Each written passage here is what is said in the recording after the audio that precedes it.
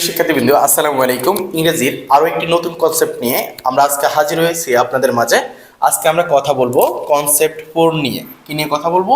Concept 4 নিয়ে। এখানে আমরা কি বলতেছি দেখেন একটু। বলা হচ্ছে এই যে টু, রাইট? To, right? এই টু এর পরে যদি একটা বার বসে, বারবের বেস ফর্ম হয়। টু এর পরে যদি একটা বার বসে, বারবের বেস ফর্ম হয়। কিসের পরে বলেন তো একটু? টু এর পরে যদি আপনার একটা বার বসে, বারবের বেস ফর্ম হয়, রাইট?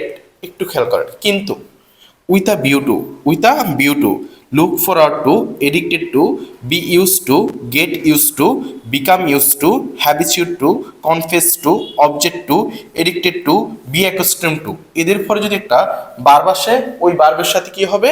আইএনজি হবে। ওই বারবের সাথে কি হবে? আইএনজি হবে।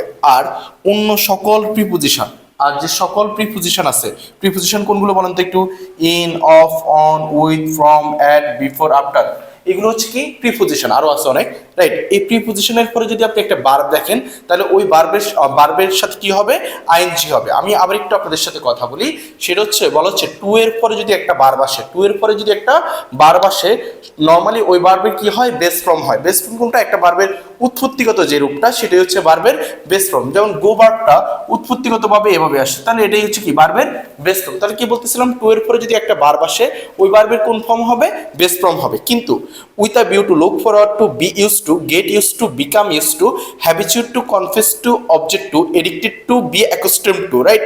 এদের পরে যদি একটা ভার্ব আসে, ওই ভার্বের সাথে কি হবে? আইএনজি হবে। এবং প্রিপোজিশন কোনগুলো? এই যে আমরা বললাম in, of, on, with, from. এই যে প্রিপোজিশন, এই প্রিপোজিশনের পরে যদি একটা ভার্ব আসে, তাহলে ওই ভার্বের সাথে কি হবে? আইএনজি হবে। একটু খেয়াল করেন। A teacher teaches his students with a view two. কি লেখা আছে বলেন তো একটু? With a view two, right? With a view two, right? এখন একটু খেয়াল করেন এখানে আছে কিনা। এই যে প্রথমটা দেখেন, with a view two, right? এই উইথ আ ভিউ টুর পরে যদি একটা ভার্ব আসে, তাহলে ভার্বের সাথে কি হবে? আইএনজি হবে। তাহলে আপনার এখানে অ্যান্সারটা কি হবে? গিভিং হবে। কি হবে বলেন তো একটু? গিভিং হবে। অর্থাৎ ভার্বের সাথে কি হবে? আইএনজি হবে, রাইট? সেম ভাবে এখানে একটু খেয়াল করেন। এখানে কি লেখা আছে? বলতেছে বাই, রাইট? By gate. এখানে বাইটা হচ্ছে একটা প্রিপোজিশন। বাইটা হচ্ছে একটা কি? প্রিপোজিশন। মনে রাখবেন, প্রিপোজিশনের পরে যদি একটা ভার্ব আসে, ওই ভার্বের সাথে কি হবে? আইএনজি হবে। তাহলে এখানের অ্যান্সারটা কি হবে বলেন তো একটু? অ্যান্সারটা হবে গেটিং। কি হবে বলেন তো একটু? গেটিং হবে। এরপরে দ্বিতীয় নম্বর যে এক্সাম্পলটা, সেটা আমরা দেখার ট্রাই করি। এখানে একটু খেয়াল করেন, খালি ঘরের আগে দেখেন টু আছে। কি আছে বলেন তো একটু? টু আছে।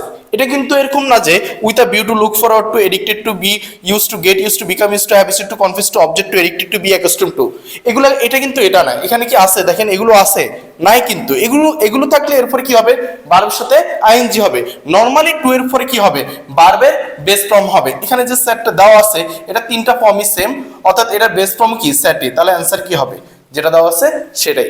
আশা করি এই কনসেপ্টটি আপনারা ভালোভাবে বুঝতে পারছেন। এভাবে আমরা ধারাবাহিকভাবে আপনাদেরকে ইংলিশের বিভিন্ন নিয়ম আপনাদেরকে বোঝানোর ট্রাই করব। আমাদের সাথে লেগে থাকেন, ইনশাআল্লাহ উপকৃত হবেন।